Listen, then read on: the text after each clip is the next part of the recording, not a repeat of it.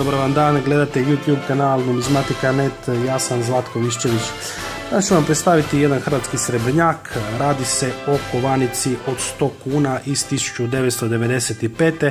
izdanoj povodom Dana državnosti 30. svibnja 1990. 1995. Radi se o hrvatskom srebrnjaku, to je jedan među prvim hrvatskim srebrnjacima koji je izdan.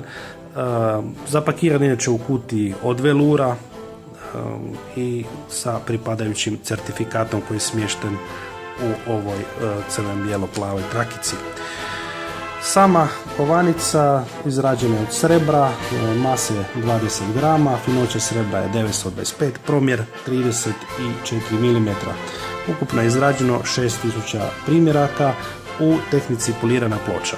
Polirana ploča ili proof tehnika je specijalna tehnika izrade prigodnog novca kod kojeg se poliraju pločice na kojima se novac izrađuje, a isto tako poliraju se i kalupovi, tako da se kod otkova dobije ovaj jedan specifičan visoki sjaj.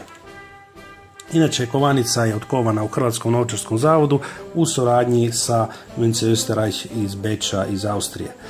Autor kovanice i lica i naličja je naš poznati akademski kipar Kuzma Kovačić.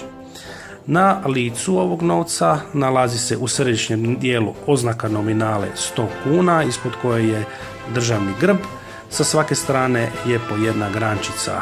Oko svega, odnosno iznad ovog donjeg dijela, nalazi se natpis Republika Hrvatska.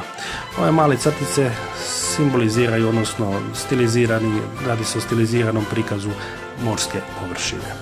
Na naličju kovanice nalazi se geografska karta Republike Hrvatske i karakteristični hrvatski simbol kvadratići. Isto tako na naličju je natpis Dan državnosti 30. svibnja 1990. 1995. I evo, to bi bilo sve za danas u predstavljanju ovog primjerka od 100 kuna iz 1995. godine posvećenom Danu državnosti. Ukoliko imate kakav komentar, možete ga ostaviti dolje, a isto tako ako vas zanima numizmatika, možete se pretplatiti na ovaj YouTube kanal. Hvala vam na pažnji i želim vam ugodan nastavak dana.